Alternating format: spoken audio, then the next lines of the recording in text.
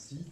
Donc, Madame le maire, mesdames et messieurs, cher Yann, bon, d'abord je voudrais excuser Lydie Dossac, qui est membre du comité directeur et chargé de la féminisation du football, qui devait m'accompagner, mais qui a eu un empêchement de dernière minute.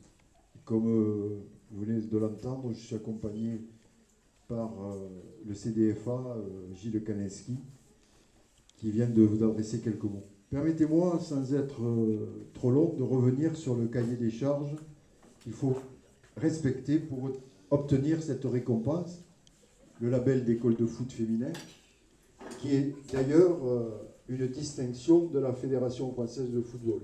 Donc, nous sommes là avec monsieur le président de la Ligue, mais sachez que c'est une distinction de la Fédération française de football et que nous sommes là que par délégation, finalement.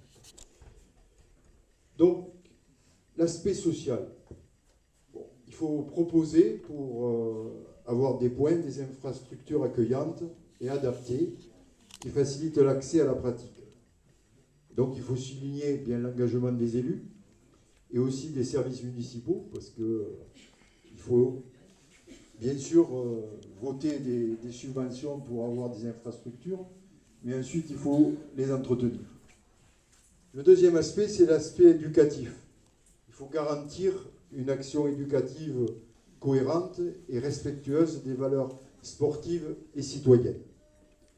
Et ensuite, le troisième aspect qui rentre dans ce label, c'est l'aspect sportif. C'est organiser une équipe pédagogique pour garantir un projet adapté et continu, et notamment pour favoriser les apprentissages à cet âge d'or des acquisitions psychomotrices. Donc cette récompense est bien à la hauteur de votre investissement, et c'est un honneur pour votre municipalité d'avoir une équipe dirigeante aussi dynamique. Seuls 4 clubs du district Haute-Garonne-Toulousain ont à ce jour ce label. L'année dernière, c'était les clubs de Muret et de Saint-Simon.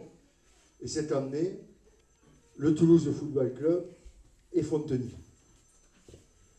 Vous vous inscrivez dans le projet global du district qui a une volonté d'action sur le football féminin. Cette distinction fait suite aux efforts déployés par le club. Création d'équipes exclusivement féminines. Je dirais que là encore, vous avez une longueur d'avance et vous nous poussez pour aller toujours plus vite. Alors bien sûr, je ne peux pas répondre toujours positivement à vos demandes, mais vous l'avez fait remarquer, depuis le début de cette saison, nous avons mis en place des plateaux exclusivement féminins. Et nous sommes le seul district de Midi-Pyrénées, et peut-être même le seul en France, à avoir mis sur pied cette compétition que vous nous demandiez. Je salue également votre présence assidue au rassemblement initié par le district, et notamment au coup de main que vous nous donnez chaque fois qu'on en fait la demande. Notamment l'année dernière, vous avez passé toute une journée avec vos filles sur la journée sport santé. Et ensuite, bon, pour vos efforts de faire rentrer des licenciées féminines au niveau des dirigeantes. Gilles vous en a parlé, projet club, projet éducatif fédéral, santé, engagement citoyen, environnement, fair play, règles de jeu et d'arbitrage. Et enfin, Monoro 2016, qui va demander un effort particulier pour que tous les clubs se rapprochent des écoles. Et donc, il y a quelques années, le district Haute-Garonne-Toulousain avait lancé une équipe d'éducateurs. Et bien, depuis l'Assemblée générale de juin, nous avons fixé un autre slogan, c'est-à-dire une école de foot, une école.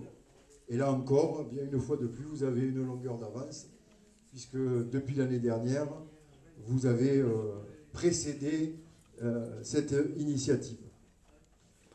Voilà, donc je compte bien entendu sur le club de Fontenay, dans son ensemble, mais avec sa branche féminine, pour permettre au 12e district de France sur 101 de remplir sa mission. Et donc je vous en remercie.